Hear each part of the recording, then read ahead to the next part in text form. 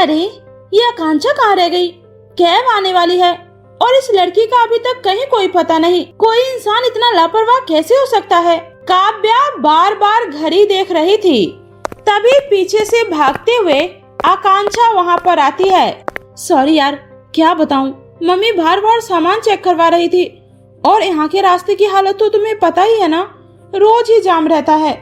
इस चक्कर में थोड़ी लेट हो गई। तू ना इंटरव्यू से पहले ही मुझे पागल कर देगी। ये कहकर दोनों हंसने लगती है। तभी उनकी कैब वहाँ पर आकर रुकती है। दोनों अपना सामान रखकर कैब में बैठ जाती है। कुछ ही पल में उसका गांव पीछे छूट जाता है। कैब अब सुनसान हाईवे पर अपनी रफ्तार में दौड़ने लगती है।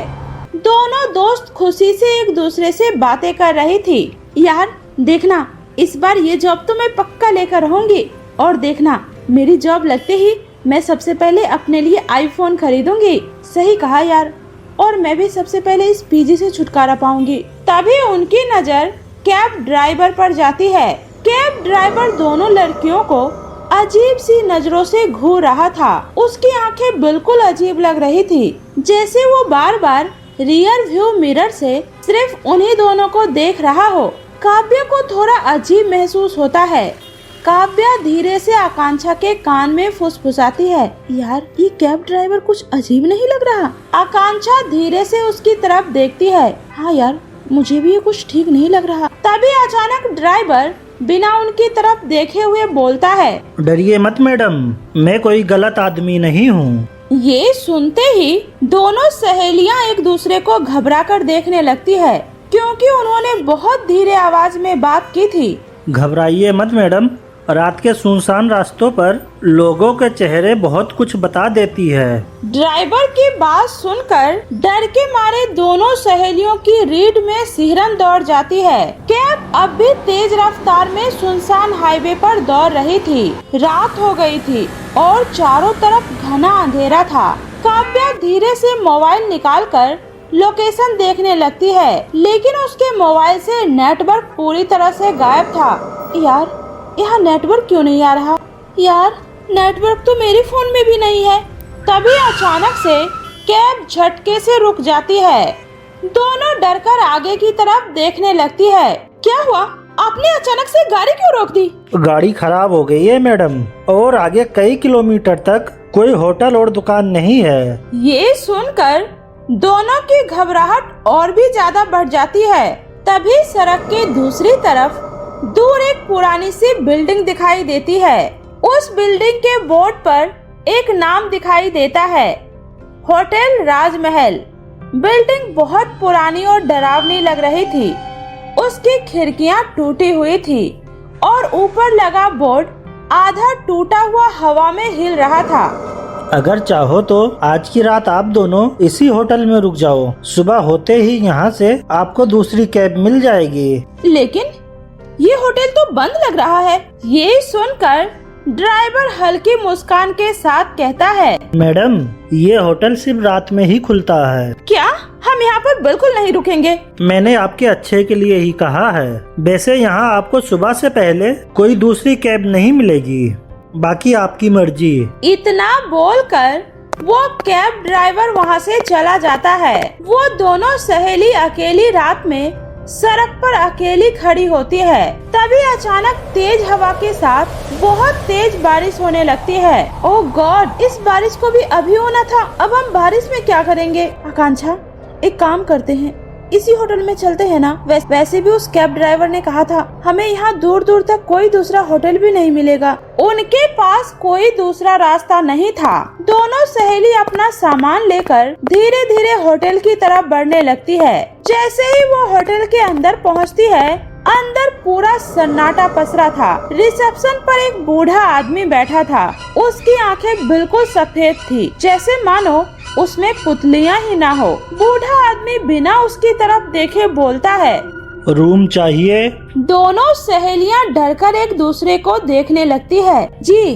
बूढ़ा आदमी धीरे से एक पुरानी चाबी उनकी तरफ बढ़ाता है। वे दोनों चाबी लेकर अपने कमरे की तरफ जाने लगती है। तभी बूढ़ा आदमी कहता है, कुछ भी हो जाए अपने कमरे में एक बार जाने के बाद दरवाजा मत खोलना। ये सुनकर दोनों की सांसें अटक जाती है। क्यों? आखिर ऐसा क्या है यहाँ पर? क्योंकि रात में इस होटल में मेहमान नहीं कोई और ही आता है। क्या? अरे छोड़ना यार, लगता है इस बुड्ढे ने कुछ ज्यादा ही चढ़ा रखी है। चलो यहाँ से। उसके बाद दोनों सहेली अपने कमरे की तरफ जाने लगती है। पूरे होटल में अजीब सी सीलन की बदबू फैली हुई थी। यार मुझे ये जगह बिल्कुल भी अच्छी नहीं लग रही। हाँ यार, डर तो मुझे भी लग रहा है, लेकिन अब हमारे पास कोई और रास्ता भी तो नहीं है। कुछ देर बाद दोनों अपने कमरे के सामने पहुंचती है। काव्या धीरे से दरवाजा खोलती है। कमरा बहुत पुराना और गंदा था। दीवारों पर जगह जगह दरारें थी। ऐसा लग रहा था जैसे सालों से वहाँ कोई आया ही ना हो। छी, कितनी गंदी बदबू आ रही है यहाँ से। ऐसा लग रहा है जैसे मानो सालों से यहाँ कोई नहीं आया हो। यार यहाँ तो बिजली भी नहीं है, कितनी गर्मी हो रही है यहाँ। वो इतना कहती ही है कि अचानक छत का पंखा अपने आप घूमने लगता है। आकांक्षा डरकर पीछे हट जाती है। ये पंखा अपने आप कैसे चलने लगा? शायद बिजली आ गई होगी। लेकिन काव्या की आवाज में डर साफ महसूस हो रहा था। दोनों सहेलियां डरते डरते बिस्तर पर बैठ जाती है। बाहर बहुत तेज बारिश हो रही थी और बीच बीच में बिजली चमकने से पूरा कमरा सफेद रोशनी में डूब जा रहा था। तभी दरवाजे पर किसी की दस्तक होती है। दोनों सहेलियां डरकर उठ जाती है। कौन है बाहर? लेकिन बाहर से कोई जवाब नहीं आता। अचानक उन्हें बूढ़े आदमी की बात याद आती है कि कुछ भी हो जाए लेकिन दरवाजा मत खोलना। आकांक्षा प्लीज दरवाजा मत खोलना आकांक्षा। तभी फिर से दरवाजे पर दस्तक होती है, इस बार पहले से ज्यादा तेज आवाज में। यार कहीं वही बूढ़ा आदमी तो नहीं है? अगर वो होता तो वो कुछ बोलता ना। तभी बाहर से एक लड़की के रोने की आवाज आती है। प्लीज दरवाजा खोलो, मेरी मदद करो। प्लीज मुझे बचा लो, मेरी मदद करो। ये सुनकर दोनों सहेली घबराकर एक दूसरे को देखने लगती है। यार लगता है सच में कोई मुसीबत में है। नहीं, मुझे कुछ गड़बड़ लग रहा है। प्लीज दरवाजा मत खोलना। तभी अचानक से बाहर की आवाज बदल जाती है और वही आवाज भारी और डरावनी आवाज में कहती है, लगता है तुम लोग ऐसे नहीं मानोगे, मैं खुद ही अंदर आ जाती हूँ। ये सुनते ही दोनों की सांसें अटक जाती है। ये कैसी आवाज थी? आकांक्षा प्लीज कुछ भी हो जाए दरवाजा मत खोलना आकांक्षा। दोनों सहेली जल्दी से टेबल खींचकर दरवाजे के सामने लगा देती है और डर के मारे वहीं बैठकर हनुमान चालीसा पढ़ने लगती है। कुछ देर बाद बाहर की आवाजें बंद हो जाती है, लेकिन पूरी रात उन्हें होटल के बाहर से अजीब सी आवाजें सुनाई देती है। कभी किसी के जोर जोर से हंसने की आवाज, तो कभी किसी के दर्द से रोने की आवाज। लेकिन दोनों सहेलियां पूरी रात दरवाजा नहीं खोलती।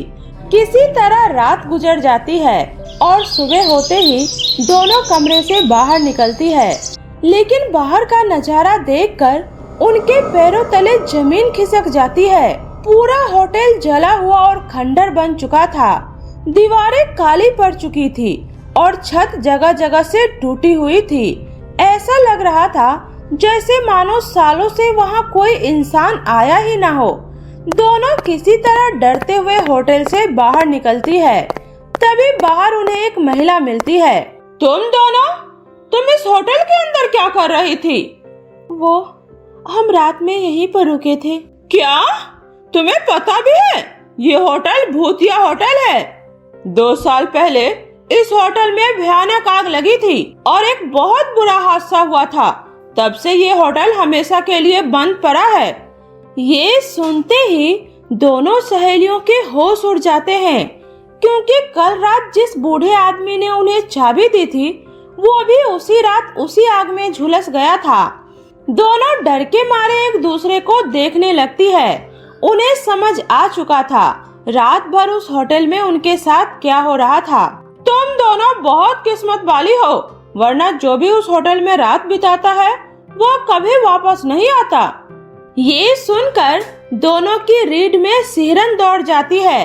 वे बिना एक पल रुके वहाँ से भागने लगती है। कुछ दूर जाने के बाद उन्हें सड़क पर एक बस दिखाई देती है। दोनों जल्दी से बस में चढ़ जाती है। दोनों सहेलियां चुपचाप अपनी सीट पर बैठ जाती है।